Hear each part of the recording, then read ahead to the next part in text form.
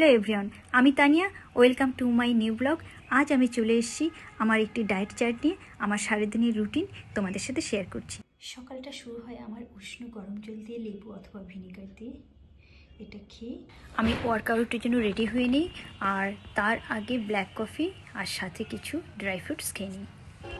তো প্রথমেই শুরু করে দিয়েছি এক্সারসাইজ দিয়ে। এটা অ্যাজ ইউজুয়াল আমি যেটা করে থাকি, যে কোনো এক্সারসাইজ, ফ্রি হ্যান্ড এক্সারসাইজ হোক, জিমে গিয়ে হোক, বাড়িতে তোমরা করবে, আমিও সেটা করি।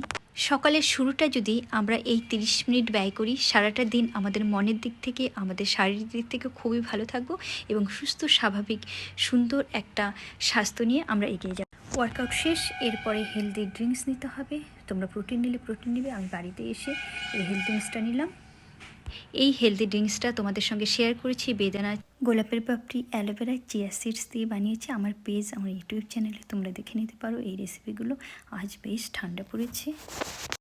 আজ ব্রেকফাস্টে আমি নিয়েছি স্যালাড, কুমড়ো, বিভিন্ন রকম সবজি দিয়ে ডাল করেছি, আর রুটি।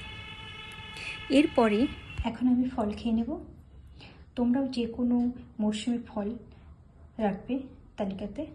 ঘরে যে ফলগুলো থাকে সেগুলোই তোমরা খেতে পারো। আজ আমার লাঞ্চে ছিল ভাত, স্যালাড, শাক, অনেক সবজি দিয়ে একটা মিক্স সবজি, ডাল আর পেঁপে দিয়ে শিঙি মাছের ঝোল।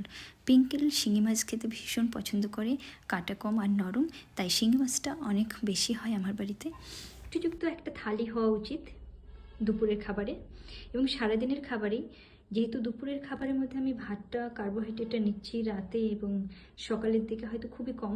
আমিষ খাবার হলে প্রোটিন আছে, এটা ভুল ধারণা। নিরামিষ খাবারের মধ্যে আছে, সেটা নিজেদেরকে বুঝে খেতে হবে। তোমরা এরকম একটা খাবার দুপুরের খাবারে, আমি একটা ডেমো দেখিয়ে দিলাম, রাখতে পারো। শেষে কিন্তু এই টক দইটা তোমরা অবশ্যই খাবে।